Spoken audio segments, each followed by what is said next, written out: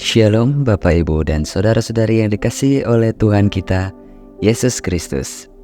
Saya ucapkan salam sejahtera untuk saudara semua dimanapun saudara berada.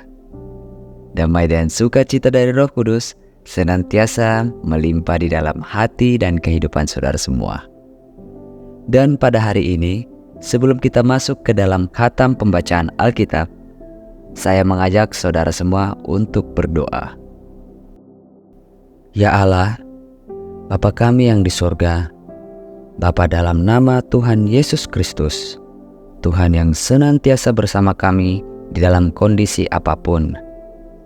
Terima kasih Tuhan, pada hari ini kami telah diberikan kekuatan dalam menjalani kehidupan ini. Dan sekarang kami ingin khatam dalam pembacaan Alkitab. Berkatilah dan urapilah kami, baik yang sudah pernah membaca ataupun yang belum pernah membaca dan khatam Alkitab, supaya firman-Mu bukan hanya sekedar kami baca dan khatamkan saja, namun bisa kami pahami serta bisa tertanam di dalam hati dan pikiran kami, sehingga kami bisa menjadi pelaku firman-Mu. Di dalam nama Tuhan dan Juru Selamat kami yang hidup, Yesus Kristus. Amin. Keluaran pasal 8. Tulah kedua, kata. Berfirmanlah Tuhan kepada Musa, "Pergilah menghadap Fir'aun dan katakan kepadanya, beginilah firman Tuhan. Biarkanlah umatku pergi, supaya mereka beribadah kepadaku. Jika engkau menolak membiarkannya pergi, maka aku akan mendulahi seluruh daerahmu dengan kata. Kata-kata akan mengeriap dalam sungai Nil, lalu naik dan masuk ke dalam istanamu dan kamar tidurmu, ya, sampai ke dalam tempat tidurmu, ke dalam rumah pegawai-pegawaimu dan rakyatmu, bahkan ke dalam pembakaran rotimu serta ke dalam tempat adonanmu. Kata-kata itu akan naik memanjati engkau, membajati rakyatmu dan segala pegawaimu." Berfirmanlah Tuhan kepada Musa, "Katakanlah kepada Harun, ulurkanlah tanganmu dengan tongkatmu ke atas sungai, ke atas selokan dan ke atas kolam, dan buatlah kata-kata bermunculan meliputi tanah Mesir." Lalu Harun mengulurkan tangannya ke atas segala air di Mesir, maka bermunculanlah kata-kata lalu menutupi tanah Mesir. Tetapi para ahli itu pun membuat yang demikian juga dengan ilmu-ilmu mantra mereka, sehingga mereka membuat kata-kata bermunculan meliputi tanah Mesir. Kemudian Fir'aun memanggil Musa dan Harun serta berkata, "Berdoalah kepada Tuhan, supaya dijauhkannya kata-kata itu daripadaku dan daripada rakyatku. Maka aku akan membiarkan bangsa itu pergi, supaya mereka mempersembahkan korban kepada Tuhan." Kata Musa kepada Fir'aun, "Silakanlah Tuanku katakan kepadaku, bila aku akan berdoa untukmu, untuk pegawaimu dan rakyatmu, supaya kata-kata itu dilenyapkan daripadamu dan dari rumah-rumahmu, dan hanya tinggal di sungai Nil saja." Katanya, "Besok." Lalu kata Musa, "Jadilah seperti katamu itu, supaya Tuanku mengetahui bahwa tidak ada yang seperti Tuhan Allah kami. Maka kata-kata itu akan dijauhkan daripadamu, dari rumah-rumahmu, dari pegawai-pegawaimu dan dari rakyatmu, dan hanya akan tinggal di sungai Nil saja." Lalu Musa dan Harun keluar meninggalkan Fir'aun, dan Musa berseru kepada Tuhan karena kata-kata yang didatangkannya kepada Fir'aun. Dan Tuhan melakukan seperti yang dikatakan Musa, sehingga kata-kata itu mati lenyap dari rumah, dari halaman dan dari ladang. Dikumpulkan oranglah bangkai-bangkainya bertumpuk-tumpuk, sehingga tanah itu berbau busuk. Tetapi ketika Fir'aun melihat bahwa telah terasa kelegaan, ia tetap berkeras hati dan tidak mau mendengarkan mereka keduanya, seperti yang telah difirmankan Tuhan. Tulah ketiga, nyamuk. Berfirmanlah Tuhan kepada Musa, katakanlah kepada Harun, ulurkanlah tongkatmu dan pukulkanlah itu ke debu tanah, maka debu itu akan menjadi nyamuk di seluruh tanah Mesir. Lalu mereka berbuat demikian. Harun mengulurkan tangannya dengan tongkatnya dan memukulkannya ke debu tanah, maka nyamuk-nyamuk itu hinggap pada manusia dan pada binatang. Segala debu tanah menjadi nyamuk di seluruh tanah Mesir. Para ahli itu pun membuat yang demikian juga dengan ilmu-ilmu mantranya untuk mengadakan nyamuk-nyamuk, tetapi mereka tidak dapat. Demikianlah nyamuk-nyamuk itu hinggap pada manusia dan pada binatang.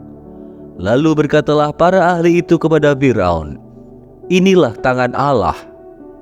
Tetapi hati Fir'aun berkeras, dan ia tidak mau mendengarkan mereka seperti yang telah difirmankan Tuhan.